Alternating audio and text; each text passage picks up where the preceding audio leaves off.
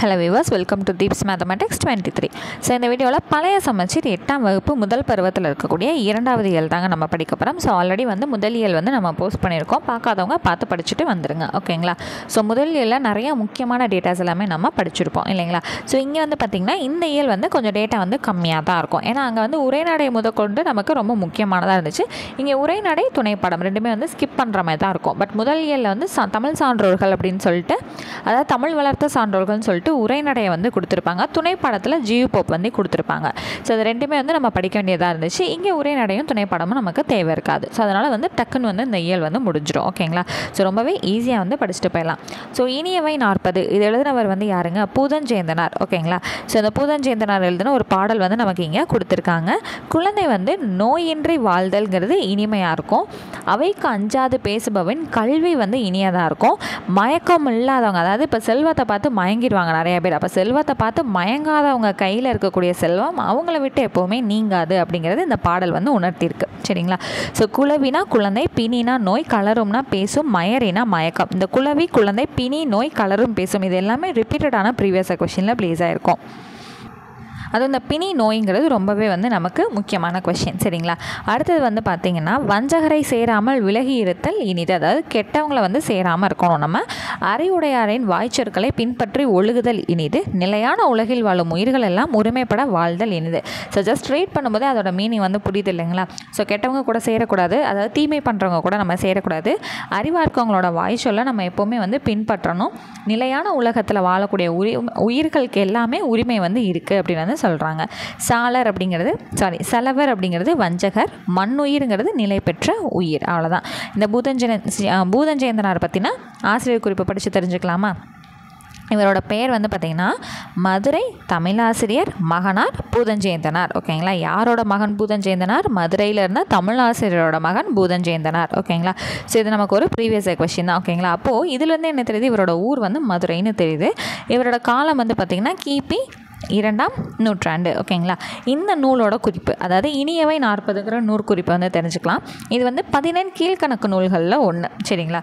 இது மொத்தமே 40 பாடல்கள் தான் இருக்குது. அதனால தான் என்னது இனியவை 40ங்கிற பெயர் பெற்றிருக்கு.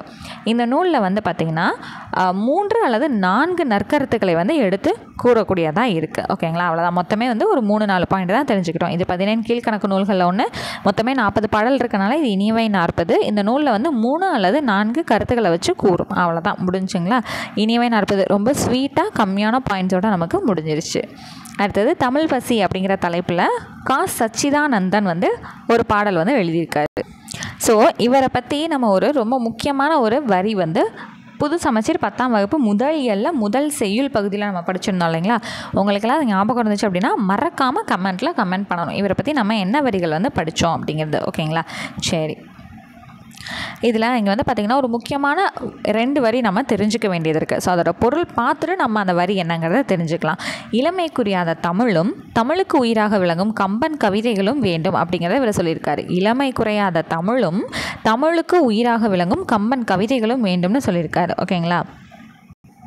கன்னி தமிழனுக்கு வேணுமே எடா, உயிர் கம்பன் கவியனுக்கு வேணுமே எடா அப்படின்னு சொன்னவர் யார்? சச்சிதானந்தன், ஓகேங்களா? கன்னி தமிழ்னா வயது குறையாமல் இருக்கக்கூடியதுன்னு அர்த்தம், சரிங்களா? ஸோ இது ரொம்ப ரொம்ப முக்கியமானது, நல்லா தெரிஞ்சுக்கோங்க. ஏன்னா கம்பன் அப்படிங்கிறது நமக்கு வந்திருக்கனால இது ரொம்ப இம்பார்ட்டன்ட், ஓகேங்களா? அடுத்து குவை, குவியல், மாறன், மன்மதன், அவ்வளோதான், ஓகேங்களா? ஸோ அடுத்து அப்படியே வந்திங்கன்னா இவரோட ஆசிரியர் குறிப்பு நம்ம தெரிஞ்சுக்கலாம். இயற்பெயரே சச்சிதானந்தன் தான், ஓகேங்களா? இவரோட ஊர் இலங்கை நாட்டில் இருக்கக்கூடிய யாழ்ப்பாணம் மாவட்டத்தில் பருத்தித்துறைங்கிறது. இவரோட பணி என்னென்னா ஆசிரியர் பயிற்சி கல்லூரியில், ஆசிரியர் பயிற்சி கல்லூரிங்கிறது தெரியும் இல்லைங்களா? டீச்சர் ட்ரைனிங் இருக்கும் இல்லைங்களா? அங்கே ஆசிரியராக வேலை பார்த்துருக்காரு, ப்ரொஃபஸராக இருந்திருக்காரு. அடுத்து இவர் எந்தெந்த மொழியில் புலமை மிக்கவராக இருந்திருக்காருன்னா தமிழ், ஆங்கிலம், சமஸ்கிருதம், சரியா? அடுத்து இவரோட படைப்புகள் என்னன்னு பார்த்தீங்கன்னா ஆனந்தத்தேன் கவிதை தொகுதி 1954 வந்திருக்கு. அன்னபூரணிங்கிறது ஒரு புதினம், யாழ்ப்பாண காவியம், ஓகே. அடுத்து இவரோட சிறப்பு என்னென்னா மகாவித்வான் நவநீத கிருட்டின பாரதியாரின் மாணவர், ஓகேங்களா? இவர் வேற பாரதியாருங்க. இவர் தம் பாடல்களில் கம்பனின் மிடுக்கையும் பாரதியின் சினப்போக்கையும் ஒருமித்து காணலாம். இந்த பாரதியார் நம்ம ஊர் பாரதியார் தான், ஆனால் இவர் வேற, ஓகேங்களா? ஓகே, அடுத்து வந்தீங்கன்னா செய்தி உருவாக்கும் வரலாறு அப்படிங்கிற ஒரு பாடம் இருக்கும். ஸோ இது நமக்கு தேவையில்லை. ஃப்ரீ டைமாக இருந்துச்சு அப்படின்னா சும்மா டைம் பாஸ் ஆகணும்னா ரீட் பண்ணி பாருங்கள். ஓகேங்களா. அடுத்தது ஸோ இதில் ஒரே ஒரு விஷயம் மட்டும் நீங்கள் படிக்கணும். கலைச்சொற்கள் மட்டும் கொடுத்துருப்பாங்க. இதை மட்டும் வாசித்து பார்த்துக்கோங்க. மனப்பாடலாம் பண்ண வேணாம், ஜஸ்ட் வாசித்தாலே இது என்னங்கிறது நமக்கு தெரியும். இப்போ புல்லட்டின் அப்படின்னா சிறப்பு செய்தி இதழ். இப்போ உங்களுக்கு ஒரு இம்பார்ட்டண்ட்டான பாயிண்ட்ஸ் கொடுக்கணும் அப்படின்னா அதை ஏதாவது ஒரு கீ பாயிண்ட், புல்லட்டின்னா இப்படி தானே இருக்கும், எக்ஸாக்டாக வரல, இந்த மாதிரி தான் இருக்கும். இப்படி கொடுக்கும்போது ஓகே ஏதோ இம்பார்ட்டன்ட் பாயிண்ட் போல் அப்படிங்கிறது நம்ம படிப்போம் இல்லைங்களா.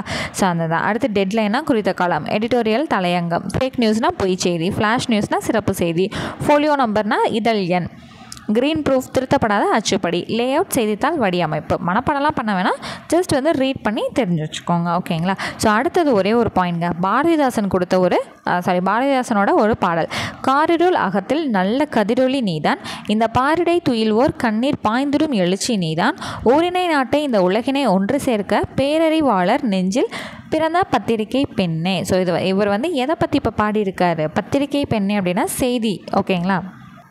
செய்தித்தாள், பத்திரிகைகள் இதெல்லாம் பாடியிருக்காரு. ஓகேங்களா. ஸோ இதை தெரிஞ்சுக்கலாம். அடுத்து அப்படின்னா துணைப்படம் கொடுத்துருக்காங்க. இது நமக்கு வேண்டியதில்லை, ஃப்ரீ டைமில் ஜஸ்ட் ரீட் அவுட் மட்டும் பண்ணிக்கோங்க. அடுத்தது இலக்கிய வகை சொற்கள். ஸோ சொற்கள் இலக்கண முறைப்படி 4 வகைப்படும், இலக்கிய முறைப்படியும் 4 வகைப்படும். இது நம்ம ஆல்ரெடி புது சமச்சீரில் படித்தோம் இல்லைங்களா. ஸோ அதே தான் இங்கேயும் இருக்குது. ஸோ இலக்கிய சொற்கள் என்னென்னங்க இருக்கும், இயற்சொல், திரிசொல், திசைசொல், வடசொல். இயற்கையாக எல்லாருக்கும் புரியக்கூடியது இயற்சொல், படித்தவங்களுக்கு மட்டும் புரியக்கூடியது திரிசொல். திசை சொல்லுங்கிறது வேறு பக்கங்கள் வழங்கக்கூடியதை நம்மளும் எடுத்து சொல்கிறது திசை சொல். வட சொல்லுங்கிறது என்னதுங்க, சமஸ்கிருதத்தில் நம்ம யூஸ் பண்ணிகிட்ருக்கிறது. அவ்வளோதான். சமஸ்கிருதம்ங்கிறது தான் வடமொழி அப்படின்னு சொல்லுவோம் இல்லைங்களா. அந்த மொழியில் இருக்கக்கூடிய சொற்களை நமக்கு ஏற்ற மாதிரி நம்ம மாற்றிட்டு சொல்லக்கூடியதான் வடசொல் அப்படிங்கிறது. ஸோ அவ்வளோதான். இது நம்ம ஆல்ரெடி படித்ததான், ஜஸ்ட் ரீட் மட்டும் பண்ணுங்கள், போதுமானது. ஓகேங்களா. ஸோ ஆல்ரெடி படித்ததே திரும்ப திரும்ப சொல்லி நம்ம டைம் வேஸ்ட் பண்ண வேணாம். அடுத்து எதாவது இம்பார்ட்டன்ட் பாயிண்ட்ஸ் இருக்குது அப்படின்னா நம்ம பார்க்கலாம். ஸோ இங்கே என்னென்னா இதில் ஆக்டிவிட்டி மாதிரி செஞ்சு பாருங்கள். இப்போ பண்டிகை அப்படிங்கிறது என்னதுங்க, திருவிழா. வெள்ளம் அப்படிங்கிறது நீர்ப்பெருக்கு. வியாபாரங்கிறது வணிகம். அசல் அப்படிங்கிறது மூலம். அடுத்தது அச்சன் அப்படிங்கிறது தந்தை. ஜமக்காலம் அப்படிங்கிறது விரிப்பு. வேடிக்கைங்கிறது காட்சி. அவ்வளோதான். ஓகேங்களா. பிறமொழி சொல்லும், நம்ம சொல்லும். அவ்வளோதான். ஸோ அடுத்தது இங்கே பாருங்களேன், நீலாம்பிகை பற்றி கொடுத்துருப்பாங்க. ரொம்ப ரொம்ப முக்கியங்க. நீலாம்பிகை அம்மையார் யார், மறைமலை அடிகளின் மகள். ஸோ மறைமலை அடிகள் எப்படி தனித்தமிழ் மீது ஈடுபாடு கொண்டிருந்தாரோ நீலாம்பிகையும் அப்படியே தான் இருந்தாங்க. ஓகேங்களா. சரி, அடுத்து அப்படின்னா ஒரு முறை கதிரேசனார் அப்படிங்கிறவர் இவங்களோட வீட்டுக்கு விருந்துக்கு வந்திருக்கும் போது அவர் ரசம் கொண்டு வான்னு சொல்லிட்டு நீலாம்பிகையை கூப்பிட்ருக்காங்க. ரசம்ங்கிறது வட சொல், சாருன்னு கேளுங்க அப்படின்னு இவங்க சொல்லியிருக்காங்க. சாரு. ஓகேங்களா. ஓகே, இந்த கண்டென்ட் தெரிஞ்சுக்கோங்க. அப்போ யார் ரசம்ன்றதை கேட்டாங்க அப்படிங்கிற விஷயத்த தெரிஞ்சுக்கோங்க, யாருக்கு இவங்க பதில் சொல்லியிருக்காங்கங்கிறதையும் தெரிஞ்சுக்கோங்க. ஓகேங்களா.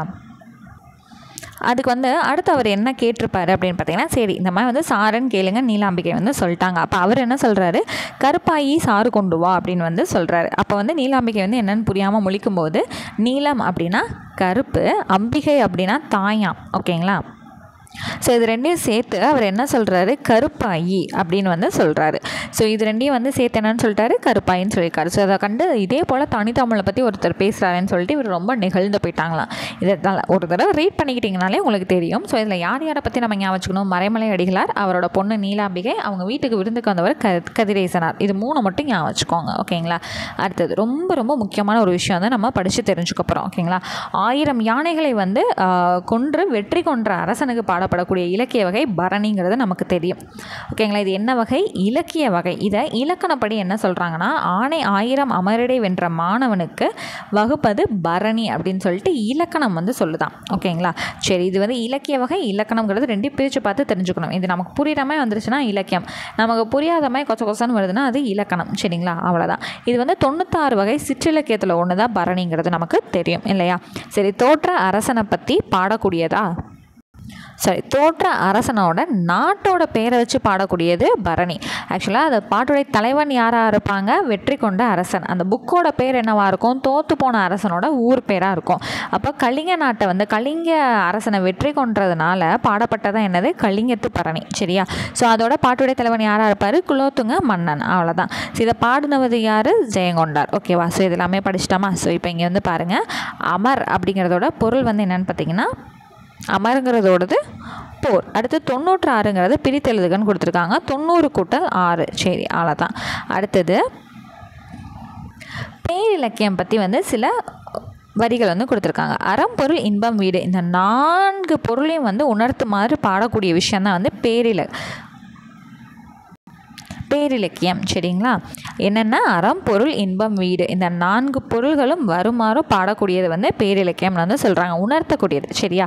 இப்போது மேற்கண்ட 4 பொருளும் வரலாம், இல்லை 1 2 குறைந்து கூட வரலாம். இதெல்லாம் யாரை வச்சு பாடுவாங்க அப்படின்னா தெய்வத்தை பற்றியோ இல்லை அரசரை பற்றியோ இதை வள்ளல்கள் பற்றியோ இல்லை குருக்களை பற்றியோ வந்து பாடக்கூடியதான் இந்த பேரிலக்கியங்கள் அப்படின்னு வந்து சொல்கிறாங்க. இது வந்து என்னென்னா சிற்றிலக்கியம்.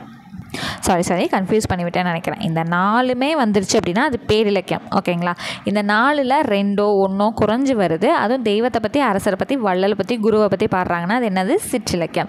இதை வந்து வடநூலார் வந்து என்னன்னு சொல்லியிருக்காருன்னா பிரபந்தம் அப்படின்னு வந்து சொல்லியிருக்காரு. பிரபந்தம் அப்படின்னா நன்கு கட்டப்பட்டதுங்கிறது இதோட பொருளாம். ஓகேங்களா? தமிழ் சிற்றிலக்கியங்கள் வந்து 96 வகைப்படும். ஓகேங்களா? இது எல்லாமே நம்ம தெரிஞ்சுக்கிட்டோமா? சொன்னால் 4மே வந்துருச்சுன்னா அது பேரிலக்கியம், 1 2 குறைஞ்சி வருது அப்படின்னா அது சிற்றிலக்கியம். அவ்வளோதான். புரிஞ்சிருச்சா? ஸோ இது யாரை பற்றி பாடுவாங்க? அரசன் வள்ளல் குரு முதலியவர்களை பற்றி வந்து பாடுவாங்க, தெய்வத்தையும் பற்றி. ஓகேங்களா? ஸோ அவ்வளோதான். ஸோ இதில் வந்து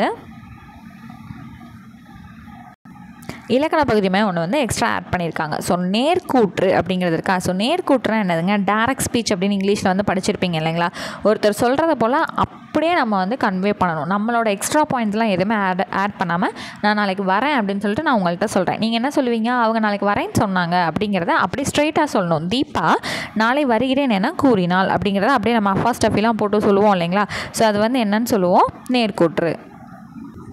அயர்கூற்றுங்கிறது அவங்க இந்த மாதிரி சொன்னாங்கங்கிறத நம்மளோட நடையில் சொல்லக்கூடியது என்னது? அது அயர்கூற்றாக இருக்கும். அவ்வளோ ஜஸ்ட்டு தெரிஞ்சுக்கோங்க. இது வந்து ரொம்ப அவ்வளோ பெருசாலாம் நமக்கு தேவையில்லை.